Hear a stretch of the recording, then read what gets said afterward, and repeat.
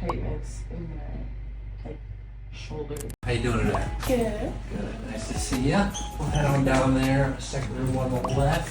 Tell me a little bit about how you're feeling. What's going on? I think I slept wrong. All right. I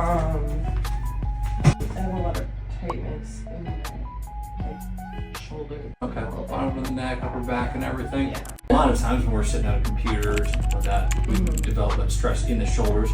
And then if we sleep a little bit differently, if you have poor night's sleep, it could be kind of tilted one way or another. Sleep's really important for our recovery. Yeah. So hopefully we're going to loosen some of that up today, get you moving a little bit, and usually after a good adjustment and everything, you end up sleeping pretty well the next couple nights. So